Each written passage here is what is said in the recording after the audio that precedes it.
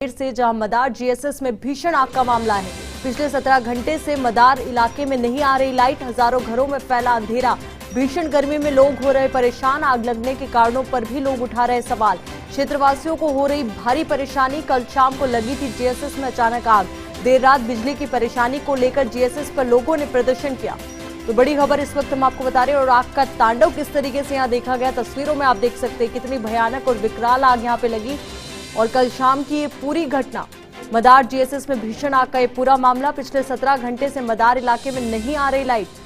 तो पिछले 17 घंटे हो गए हैं जब से वहां के क्षेत्रवासी जो हैं वो परेशान हो रहे हैं, क्योंकि हजारों घरों में अंधेरा फैला हुआ है। भीषण गर्मी में लोग परेशान हो रहे हैं क्योंकि लाइट की सप्लाई नहीं हो पा रही है, बिजली सप्लाई नहीं हो पा रही है। तो ऐसे में बिजली सप्लाई के बाधित होने से आमजन परेशान है।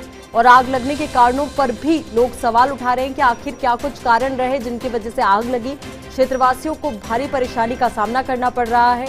कल शाम को यह आग लगी थी और जीएसएस में अचानक आग। देर रात बिजली की परेशानी को लेकर जीएसएस पर लोगों ने प्रदर्शन भी किया।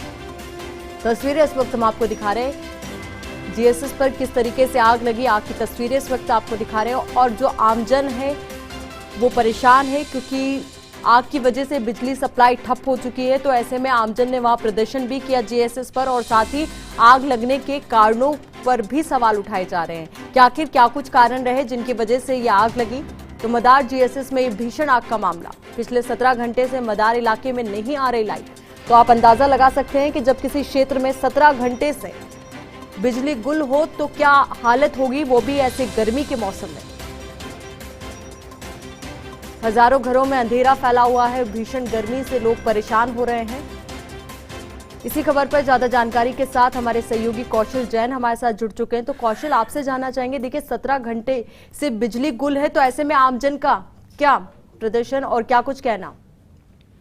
जी देखिए, बात बिल्कुल सही है कि पिछले लंबे समय से, क्योंकि कल ये शाम को लगभग 5-6 बजे के आसपास ये आग का मामला हुआ था, भीषण अग्निकांड हुआ था। इसके अंदर जो जीएसएस के पास में ग्रिड स्टेशन है उसके पास जो झाड़ियां थी उनमें आग लग गई थी, और वहां से जो 11 केवी की केबल्स जा रही है जो सप्लाई करती है पूरे शहर के अंदर, वो पूरी तरह से जल के राख हो गई। हालांकि अधिकारियों ने कुछ हिस्सों को जोड़ दिया, कहीं से किसी को अल्टरनेट तरीके से जोड़ा गया, लेकिन उसके बावजूद अभी भी लगभग 2000 से ज्यादा मकान घर ऐसे हैं जहां पर लाइट नहीं है। एक और भीषण गर्मी है और दूसरी ओर लाइट बंद होने से लोगों की जो परेशानी है वो सहज अंदाजा लगाया जा सकता है। और आश्चर्य की बात यह कि जब लोग डिस्कॉम के अधिकारियों को फोन करके बात करना चाह रहे हैं तो फोन बंद है, और किसी तरह से माध्यम से पता किया तो उन लोगों का ये कहना था कि हमारे फोन भी चार्ज नहीं हो पाए इसलिए बंद है। लेकिन कहीं ना कहीं ये भी कहूंगा कि इस पूरे घटनाक्रम के अंदर, इस पूरे मामले में जो लापरवाही है वो चरम सीमा पर रही है, क्योंकि बड़ी संख्या में बहुत बड़े इलाके में झाड़ियां, पेड़ उगे रहना और भीषण गर्मी के अंदर उसमें आग लगना। तो क्या इस तरह के मामलों को लेकर डिस्कॉम क्यों लापरवाह रहा और इस पर क्यों कार्रवाई नहीं की गई, बड़ा सवाल उठ रहा है। हालांकि कल डिस्कॉम के जो एमडी हैं, MDVS भाटिया, उनसे बात हुई तो उनका कहना है कि इसको कटवाया जाएगा। लेकिन वहां क्षेत्रवासियों का ये भी कहना है कि यहाँ पर हर साल आग लगती है और इस तरह की घटना अब आम बात हो गई है। तो देखिए, निश्चित रूप से लोगों के अंदर रोष है, और कहीं ना कहीं अब जो प्रदर्शन की बात है वो भी सामने आ रही है, क्योंकि कल रात को 12 बजे भी वहां पे बड़ी संख्या में लोग एकत्र हुए, जिन्हें पुलिस ने नाइट जो कर्फ्यू है उसका हवाला देते हुए उनको घरों पर भेजा। फिलहाल जो अधिकारी है वहां पर लगे हुए हैं और कोशिश कर रहे हैं कि उस इलाके की भी लाइट जो है वो जल्दी चालू की जाए।